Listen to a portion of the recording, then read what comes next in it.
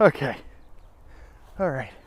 I have been wandering around the English countryside for like 5 hours now, guys. And there's just like nothing out here. I don't know what I'm gonna do, man. I don't know how to get home. I don't even know what this is.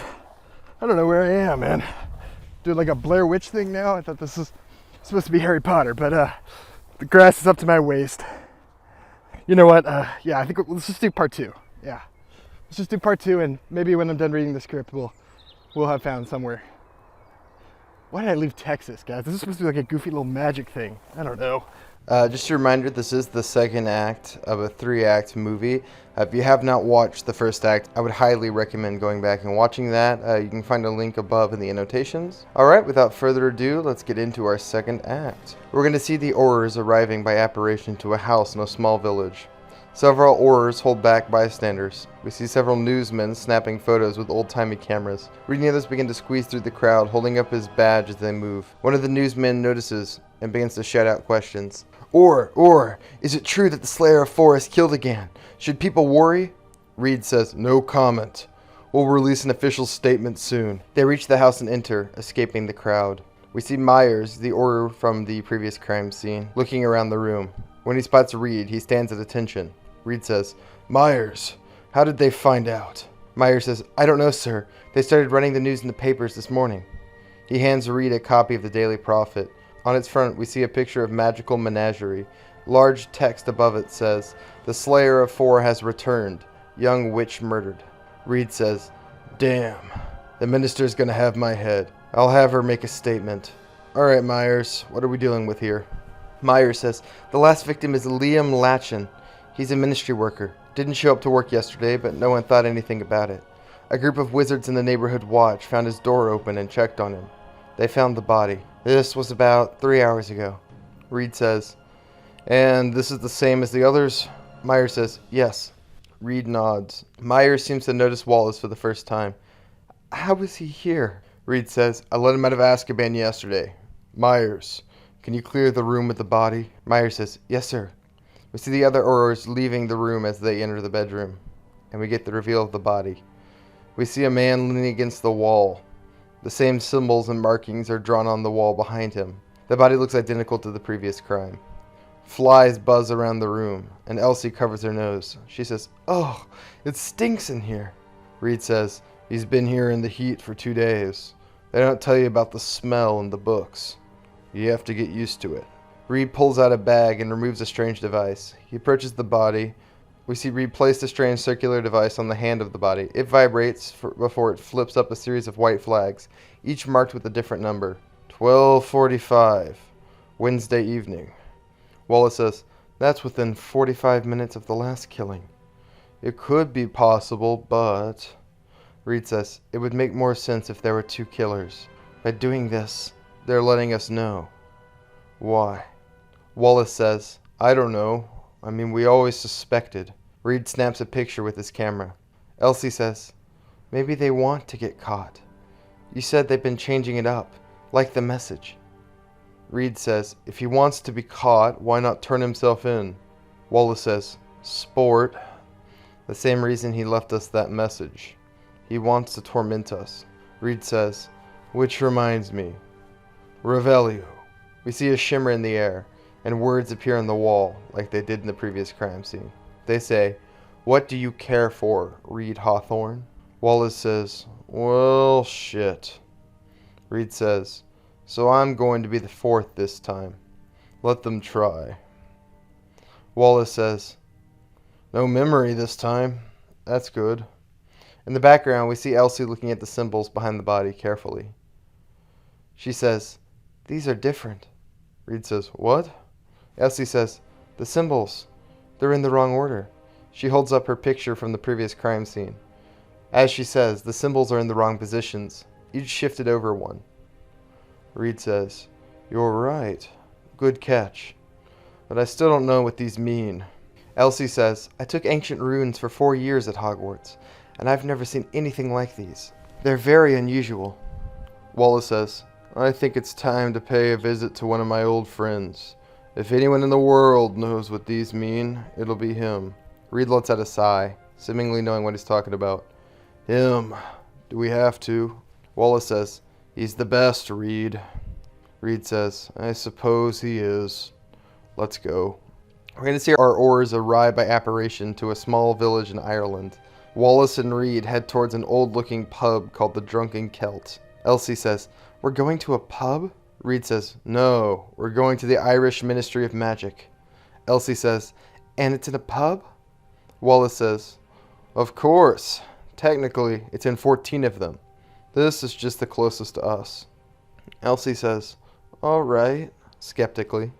They enter the pub. We see a couple of robed men drinking at the table. An old fireplace crackles with blue fire. We see memorabilia for the Irish Quidditch team on the walls. The heads of fierce, strange, magical beasts are mounted on the walls behind the bar, along with other strange trinkets. Reed and Wallace make their way behind the bar, as if they belong there. They approach the beer taps.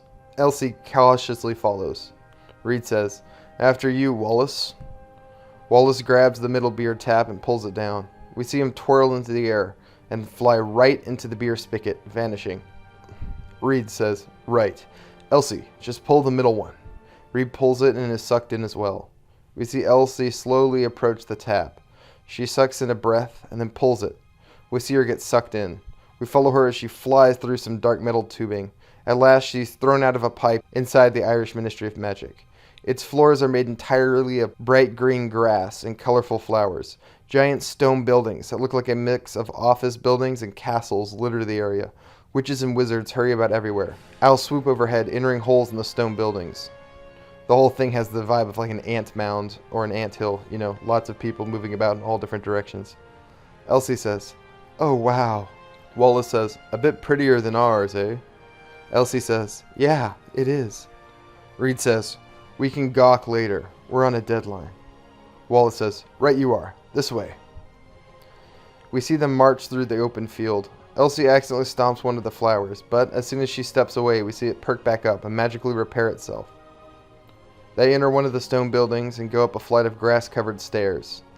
They find a door down a grass-covered hallway labeled Professor Hickman. Elsie studies it and says, Hickman? As in Barnabas Hickman? Wallace says, yeah. Do you know him? Elsie says, he taught me ancient runes at Hogwarts. Wallace says, ah, right.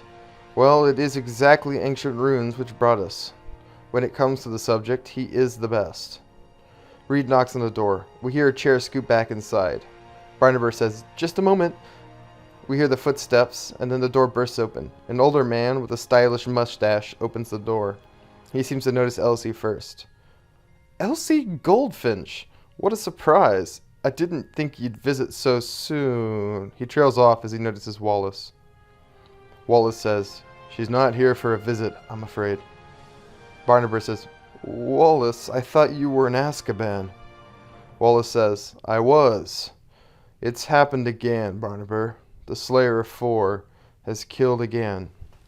Barnabas' face droops. He looks sullen for a second. Anyone I would know?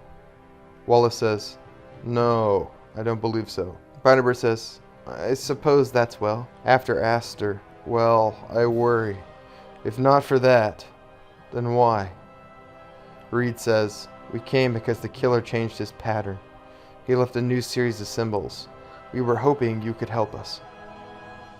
Barnabas says, I see. Come in, please. They enter his office. Large stone pillars marked with runes fill the room.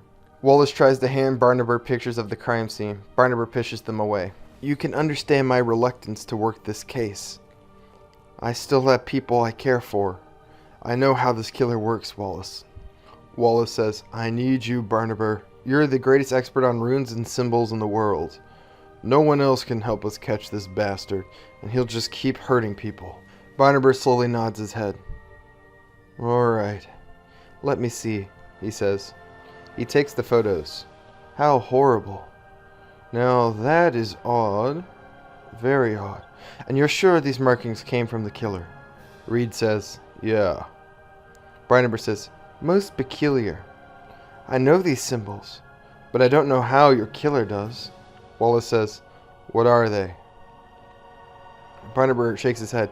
It would be simpler to show you. Believe me. Reed says, "Show us what?" And Barnabas says, "The temple. Come this way." Barnabas walks over to a door, just inside my closet. He enters the door and the others follow him. Inside of the room, it's not a closet. It's a gigantic open hollow It's a gigantic open hollow covered with grass, just like the rest of the ministry. Large stone pillars dot around the whole landscape. Elsie says, "This is your closet?"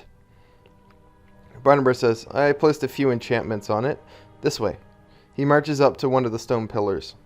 "It's a port key. Just grab a hold of it and it'll take you." He grabs it and it vanishes. He grabs it and vanishes. Reed says, "A port key? Just where is he taking us?" Wallace says, "With Barnabas, you can never be too sure." Wallace grabs the port key and vanishes. Elsie and Reed grab it too. We see them vanish and then reappear in the middle of the jungle. The camera pans up around them, revealing a large Mayan temple. We see text that says, "South America." Elsie says, "Oh wow, it's massive." Barnabas says, "It was built by Muggles nearly 2,000 years ago, if you can believe it. Follow me, I'll take you inside." Wallace follows Barnabas towards the pyramid. Reed sighs and fishes out a glass device from his bag. He holds it up for a moment. A small circular ball rolls inside of it. Elsie says, "What is that?" Reed says, "It's a sneakoscope." Elsie asks, "What does it do?" And Reed says, "It tells me if I'm in danger. Here, try it." He tosses her the sneakoscope. When she touches it, it begins to whirl and ding. We see Reed frown. He takes it back and the whirling stops. He gives her a puzzled look and says, "The thing is attuned to me. I've seen this sort of thing happen before. A new person holding it can confuse it. I'd recommend getting your own. They're an Aura's best defense against ambush." They follow Barnabas as well, entering the pyramid. We see Elsie looking around nervously as they start to pass through a stone corridor. It's dimly lit until Barnabas pulls out his wand and casts Lumos. He says, "This temple has been sealed off since its creation. Me and my team of archaeologists opened it 16 years ago. The greatest discovery of our careers. Oh, watch your heads." A pair of large enchanted blades come swinging down out of the ceiling, narrowly missing Elsie's head. They come swinging back around, lower to the floor. Elsie's directly in their path with no place to go. Barnabas yells, "Arresto momentum!" The swinging blades stop inches away from Elsie's neck. Elsie quickly moves out of their way. Barnabas says, "Sorry about that. I always forget this one. We were able to disable all of the enchanted chaps, except for this one. It proves stubborn." He laughs to himself. Elsie looks at Reed with a pale face. "I don't think that sneakoscope was wrong after all." Reed smiles. We haven't seen him do that before. Barnabas Hickman says, "Yes, here we are. This is what I came to show you." He holds up his wand, still cast with Lumos. Its light illuminates a stone mural on the wall of the temple. We see a giant feathered snake atop a pyramid depicted. The snake is radiating with power and is being worshipped by humans. The Mayans worshipped a snake god of great power called Quetzalcoatl. Wallace says, "Honestly, Barnabas, what does this have to do with our killer?" Barnabas says, "I'm getting to that. It's just this way. Now the Maya believed that the snake god, Quetzalcoatl, would send them avatars, humans born with his power and blessing. This entire temple was built to honor the last of these avatars, a man named Moloch." He flashes his wand over another mural. This one shows a man glowing with magic. Strange orbs and fireballs surround him. People bow at his feet, and the snake god looms above it all. Elsie says, "They were wizards." "Right you are, Mrs. Goldfinch," Barnabas says. "That was our thought as well. We believe they mistook magic for the power of their snake god." Reed says, "Again, I still struggle to see what this has to do with our killer." Barnabas says, "Patience, Aura, patience. Here we are." They come to a dead end. Barnabas holds up his wand and we see the final mural on the wall. It depicts a man with a serpent for a head. "This was our biggest find. It was a prophecy left behind by the last of the snake gods chosen. It claims that there will come a time when another avatar will rise, more powerful than any who has come before. It says he will rule the world. It mentions certain things which must be fulfilled before his coming, but that's the odd bit." He moves his wand light over to the left of the pictures, revealing a wall of symbols. They seem to match the ones we've seen at the crime scene. This section here is nearly impossible to translate. All of my best have tried and failed. It is not written in any language we know. The wall claims they are words from the snake god himself. Reed says, these match the ones from the recent killings. Barnabas says, that was my thought exactly. It's why I brought you here after seeing the scene. We see Wallace shine a light at the base of the mural. A stone podium is set there. On top of it is an empty hexagonal hole. It's about the same size and shape that the killer leaves in the blood. Wallace says, Barnabas, what was here? Barnabas says, oh, it was a rather odd stone disc, marked with the same strange symbols. Reed says, where is it now? Barnabas says, in the museum archive. That's where everything from this date went. Elsie asks, what museum? Barnabas says, why, the Museum of Magical Antiquities, of course. Wallace says, can you show us? Barnabas says, well, I suppose so. We're going to see them apparate in front of a stone building in the middle of a magical alley. I'm thinking this is probably in Ireland, but I'm not really sure, so we're not going to go into it. They enter the building, and we see strange artifacts in cases of glass all around the giant building. In the center of the large room is home to a gigantic Tyrannosaurus Rex skeleton. It moves around and acts as if it's still living, all while never leaving its podium. Elsie looks around the room with wonder. This is amazing. All the things in here are so wonderful. We see an Iron Maiden that begins to close on its own before reopening with a snap. And other odd devices. Reed says, half the things in here were made to torture or kill men. Magic at its finest. Elsie says, what? You don't care for magic? Reed says, no, not after the things I've seen it do. Magic is far too dangerous a tool to be left in the hands of wizards. The things in this museum are just further proof. Elsie says, but what of all the good it does? I've seen it heal and protect people. Surely you don't believe that magic is evil. Reed says, maybe it's not evil, but is the good it might do worth the cost? No. You've seen what magic is capable of firsthand. It forced a man to lose his own life. I've seen it do even worse. I don't think anything that can do something like that will ever be good. Elsie says, that's why I joined the Aurors. Actually, Professor Hickman suggested the idea, but I chose it. I want to make a world where no one uses magic for the dark arts. A place where it's only wielded by those worthy of it, for the good of everyone. That's the world I want to live in. Reed says, it's a good goal, but it's naive. It'll never happen. I thought the same way once. Do this job long enough and you'll realize it too. Magic can never be controlled or regulated. It's not in its nature. Elsie frowns, but says nothing more. They fundamentally disagree. They follow Barnabas down a set of stairs and then into a series of archives. He moves through the rows of shelves until he comes to the one he's looking for. He slides open a drawer and unlocks it with a key. Inside, he finds nothing but an empty metal case. Barnabas says, it's not here. Reed says, how is that possible? Barnabas says, I don't know. Reed says, isn't it your job to know? Wallace says, Reed, that's enough. He had nothing to do with it, so lay off him. Reed says, maybe. He eyes Barnabas skeptically. Barnabas says, it's not here, and I don't see anything about it being taken on the manifest, so it appears someone must have taken it. Reed says, right, like the killer. Barnabas' eyes go wide. You don't think? Reed says, I do. I'm going to need a list of everyone who could have taken it. Barnabas says, right, yes, I can get that. He hurries off in a panic. Wallace says, Merlin's beard, Reed. You're going to give that man a heart attack. Reed says, he's incompetent, Wallace. Elsie says, he's a professor, not an Auror. It's not his job to keep the artifacts safe.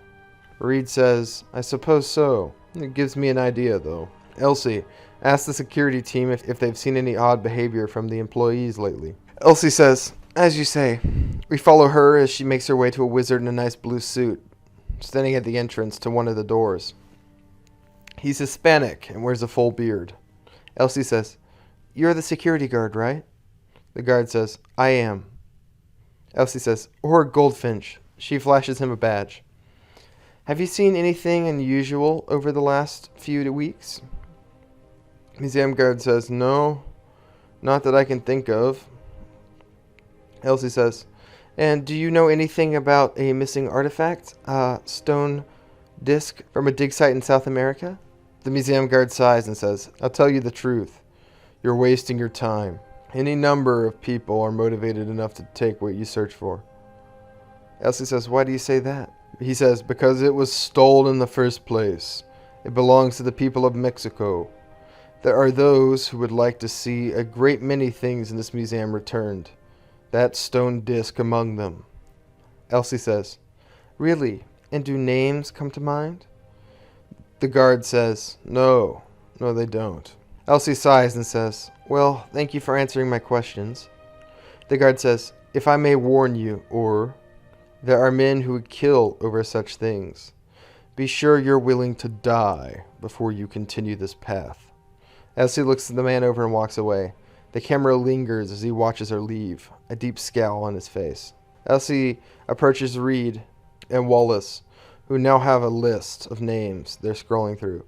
We don't see Barnaby. It can be assumed that he's moved on to go try to figure out what happened. Elsie says, What if it was stolen by a thief, not taken by an employee? Perhaps our killer bought the artifact at an auction or something. If we can find out who stole it in the first place, they might know who our killer is. Wallace says, I suppose it could be possible, but I find it unlikely. Reed says, actually, Wallace, I disagree. I think it's a good idea. The Ministry will have a list of men with the skills to pull off a heist like that. In the archives. Elsie says, if you'll let me, I'll go comb through the records. Reed says, it's a good idea. Go research and let us know what you find. She nods. We follow her as she heads up to the entrance of the museum where a fireplace is set. She walks into it and throws down flue powder. She yells, the Ministry of Magic.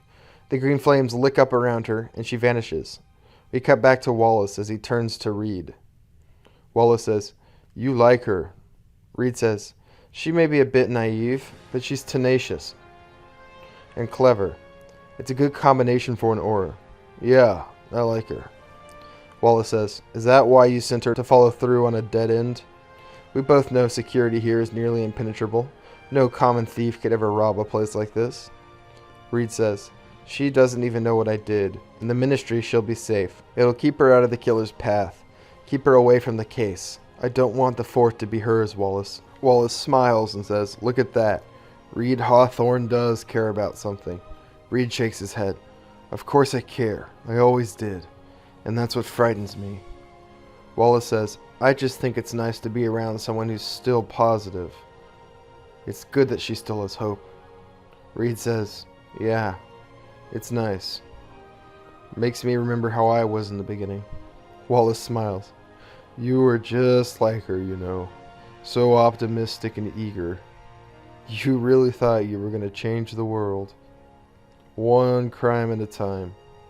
It was sweet, honestly. Reed says, no longer. I assume we agree that our killer will be someone on this list. Wallace nods. So we check it for 2 potential killers. They'd have to know each other well. Wallace says, I'm not sure if it really is 2 killers. It would explain some things nicely, but the crime scenes are always identical. Perfectly down to the last detail. I don't know how 2 people could pull that off so well. Reed says, I guess you're right about that. He frowns. Maybe he did the killing so close together to throw us off the trail. Make us follow a bad lead. Wallace nods. Our guy's smart enough for that. We see them comb over the list. It's short, only a few names. Reed suggests, what about Barnaby? Wallace says, what? Reed says, I mean, think about it. He's an expert on these Mayan symbols. He had access to the stone. Not to mention, he taught at Hogwarts when your wife died. Wallace says, it's not him. Reed says, just because he's your friend doesn't mean he's innocent. Our guy is tricky, Wallace. I wouldn't rule him out. Wallace says, I know that, but it's not him. Reed says, how could you know? Wallace says, because I was with him when Aster died. Drinking. Me and her had gotten into a big fight over something stupid. You know, I can't even remember what. I was in a foul mood, so I asked Barnabas to go to the Boar's Head with me. We drank ourselves into a stupor through the night, all while she died. If I had been there, Reed, I could have saved her. But I went drinking. Reed looks sad. He says, I didn't know. I'm sorry. Wallace says, don't be. All I want now is to catch the bastard who killed her. I wish it were that easy, but it's not Barnabas. I think I might know who it could be. He points to the list where two names have the same last name. Henry and Isabel Mills, a husband and wife. Reed says, that would match the two killer hypothesis. They had opportunity and fit the description. You got an address? Wallace says, yeah, let's go pay them a visit. Reed says, you and me, like the old days. It's nice. You know, if we solve this case, I can probably talk the minister into letting you join back permanently. Get you out of Azkaban. Wallace says, I'd like that. Azkaban, it's a bad place. But I guess you'd know that. You know, something's been nagging at my mind, Reed. Why didn't you ever come and see me like you did the others? I knew about your interviews with the MAD. The other prisoners whispered about it. Why not me? Reed says, because I didn't want to see what you'd become. I know what Azkaban does to people. If I'd known you were still sane, well, I can't change the past. No one can. Wallace says, you're right. Let's go catch our killer once and for all. We're going to cut to Elsie digging through the records room. It's a poorly lit room filled with old file shelves. Elsie operates a metal device at the center of the room. A small typewriter is attached to it. We can see her typing the term robbery.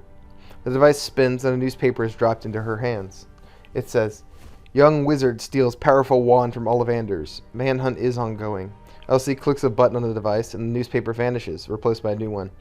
This new one says, Gang of dark wizards steal magical beasts. Elsie sends this one away too. She sighs with frustration.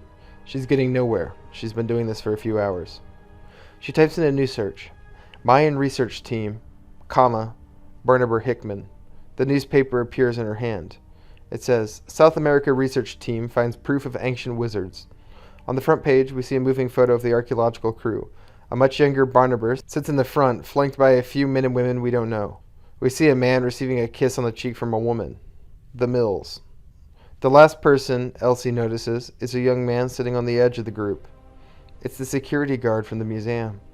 In his hand, he holds a stone disc, the same one our heroes have been looking for. She stands up with a gasp and heads for the door. We see Reed and Wallace arrive at the home of the Mills. They approach the door and find it standing open. They both look at each other and pull their wands out. They carefully clear each corner of the house, room by room. The scene is tense, as if something would happen at any moment, until they find the body. It's Henry Mills. He is propped up and killed the same way as the other bodies. Once again, the symbols have rotated. Reed says, Damn it, we were too late. This is fresh. Wallace says, We must have just missed the killer. Damn it all. Reed examines the body some more and finds some things different. The knife used in the killing is still at the crime scene, laying right next to the man's hand. Reed says, He left the knife. Why? Wallace says, Maybe a hint. Or a way of taunting us. Reed shakes his head. Or a mistake. Maybe we arrived during the cleanup. We could have scared the killer off before they finished. Reed carefully picks up the knife. It's still got blood on the end of the blade, and wrapped around the handle is a single strand of red hair. Reed picks it up and shows it to Wallace. Long red hair around the knife. It must have fallen off the killer. Wallace smiles with a big grin. Red hair matches the wife. Our killer did make a mistake. Finally, this is good, Reed. We've got our man, or should I say, woman. Reed says, Why kill her husband? They must have been working together. Wallace says, They had a spat, I'd guess. She killed him, then decided to use him as the third victim. Maybe to try to hide her tracks. This killing was recent.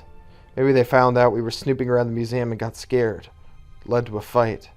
Reed says, Seems solid enough for a warrant. We should send to Elsie. and have a bounty placed on Isabel's head. She'll be caught before the next body. Wallace says, Elsie, that reminds me. Revelio. There's a shimmer in the air, and another message is revealed. It says, For Reed Hawthorne. Below it hangs a vial with a memory. Reed says, So it's my turn. He reaches out and takes the vial.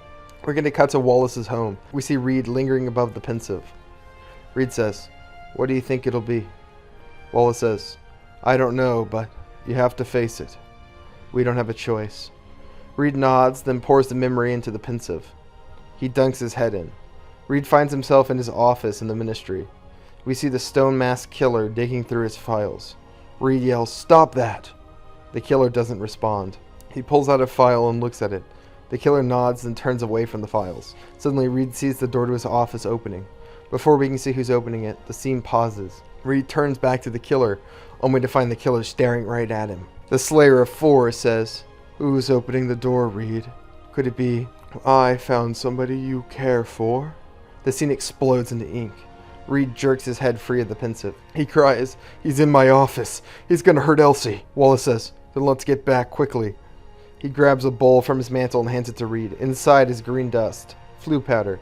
Reed grabs a handful and then hands the bowl back. He climbs into the fireplace and yells, The Ministry of Magic! He throws the flue powder down to the ground, and flames lick up around him. He's teleported to the Ministry's entrance. We see him quickly leave one of the many fireplaces that mark the interior of the Ministry, and start to quickly head towards the elevators. We see Wallace arrive behind him in a plume of fire. He runs to catch up. Suddenly, from the entry hall, we see Barnabas approach them. He has a file in his hand. Reed barely spares him a look as he moves along. Barnabas says, I was trying to find you. He struggles to keep up, walking as fast as he can. I have something you need to see. He waves the files, trying to show Reed something. Reed says, Not now. We don't have time. Barnabas says, Please, it's important. Wallace says, Wait here, Barnabas. We'll be back. Barnabas says, But... They leave him behind and hurry to the elevators. The camera follows them in a shaky, frenetic way. They go up the elevator. It opens up to the Auror's floor, and they quickly move out. The camera continues to follow them, shaking frantically. As they move past the desk of the Auror's office, we see the dead body of Myers is propped against the desk. He has no visible signs of wounds or clear cause of death. Reed stops and takes his pulse. He says, Oh, Myers. Wallace says, The killing curse. She was here. The Slayer of Four. Reed says she still could be. They approach Reed's office quietly. They each slip their wands out from their belts. Reed slowly opens the door, unsure of what's waiting for him. Inside the office, we find nobody we know. Instead, the Slayer of Four faces the door with his wand out, a file tucked beneath his arm. He says, You got my message, Reed. Reed says, One down, now! Wallace says, We should kill him. Reed says, Don't, Wallace. Remember what's at stake. Wallace simply says, He murdered Aster. The Slayer of Four chuckles. He says, If you kill me, you'll never find her. Not until it's too late. Reed says, Elsie, what did you do to her? The Slayer of Four says, Nothing yet, but it's only a matter of time before I do. Reed says, If you touch her. The Slayer of Four says, You'll do what? Kill me like your friend tried to? Please, Auror, we both know you won't. For all your bluster, you've still got a heart. Wallace says, Who are you? Why do this? The Slayer says, Do you really want to know? He slowly reaches his offhand towards his mask and pulls it off. We see Barnabas Hickman behind the mask, the Slayer of Four. Wallace says, That's impossible. Barnabas says, Oh, Wallace, you always thought too simply. Never could see the trees for the forest. Reed says, Barnabas Hickman, you've got nowhere to run. Put your hands above your head and drop your wand. You're under arrest for the murders of Aster Knotwood, Liam Latcham, Melissa Strawin, Leslie... Barnabas cuts him off. Are you going to list them all? We'll be here all night. Reed keeps going, listing names. We see Wallace's hand begin to shake. It slowly tightens around his wand. Reed lightly shakes his head at Wallace, who relaxes slightly. Barnabas says, I suppose it doesn't matter. You can keep naming names all day. Time is of no matter to me now. You know, Reed, I really did search for the best way to hurt you. For years I watched you, waiting for you to slip up and get close. But you really don't let yourself get close to anyone. Until I recommended Elsie to the oars. Reed says, "Shut up, drop your wand, and put your hands above your head." Barnabas says, "First I thought I'd just kill her. But watching you two, I think it would hurt you more to see me break her. The fourth will be hers. And you'll just have to watch any hope she has for a better world vanish. Just like you. You see, she's not like you. She has so many people close to her still. But which to pick from my list?" He shifts the files under his arm for a moment. On the front of the file, we can see it says Elsie Goldfinch. It's her dossier the ministry put together before hiring her. Reed says, "Put your hands above your head. I will not ask again." Barnabas says, "All right, Orr, as you say." He pulls his right hand out of his pocket and lifts it into the air. He opens it to reveal a small locket with an hourglass in the center. It begins to spin. Reed yells, "He's got a time turner!" Reed launches a blast from his wand, but he's too late. Barnabas vanishes. Wallace says, "Where'd he go?" We cut to Barnabas moving through time as the time turner theme from the original Prisoner of Azkaban movie plays. He arrives into Reed's office in the past. They're no longer there. He steps out of the office, and we see him start to head towards the exit. We see Myers, the Auror from the first act, look up from his desk. He stands and says, "Hey, you! That's Reed's office. I don't know who you are, but you're not supposed to be in there." Barnabas turns and says, "Avada Kedavra!" The killing curse. Myers falls to the ground in a plume of green light. His body lands in the exact position where we saw it earlier, when our heroes entered the building. Barnabas moves through the ministry until he reaches an elevator. He takes it down to the ground floor. The theme continues to play, and we can hear ticking violently playing. He hops off and hurries through the passing crowds of wizards in the lobby. He arrives to a spot near the fireplace just in time for Reed and Wallace to appear from green fire. We see him run up to them. He says, "I was trying to find you. I have something you need to see." He waves the files he just took from Reed's office. He's trying to get Reed to look at them, to torment him. Reed says, "Not now. We don't have time." Barnabas says, "Please, it's important." Wallace says, "Wait here, Barnabas. We'll be back." Barnabas says, "But..." They run off towards the elevator. We see Barnabas watch them leave as a smile grows across his face. Suddenly, someone taps his shoulder. Elsie says, "Professor Hickman, what are you doing here?" "Elsie, I was looking for you, actually. I found something. I need you to see it." Elsie says, "Is it about the killings? I may have discovered something true." Barnabas says, "Yes, it is." Elsie says, "You should really ask Reed." Barnabas says, "I tried. He told me to find you. He said you'd be perfect for whatever I needed." Elsie nods slowly, says, "All right. What do you need to show me?" "It's back at my office," Barnabas says. "Come, we'll take the Flu Network." Elsie nods, trusting her favorite professor. They head towards the fireplace. She unknowingly walks right into the hands of the time-traveling Slayer of Four. And that's how we're going to end the second act. So yeah, obviously there were never two killers. He was using the time turner to commit the crimes at the same time. In fact, if you go back through the script, I recommend rewatching it with this knowledge in mind. We might recontextualize certain things in the script. All right, I'm going to go into the outro now, y'all. Have a good one. Well, I wandered around for about another hour, and well, I still don't know where I am, somewhere. But I think just over there is a pub. And a little gate. Look at this. All right. Well, that was part 2. Very exciting twists, time turner, and all that. So we're gonna go ahead and just pop into the pub and I don't know, like or subscribe to send me home. I don't know where I am, guys. All right.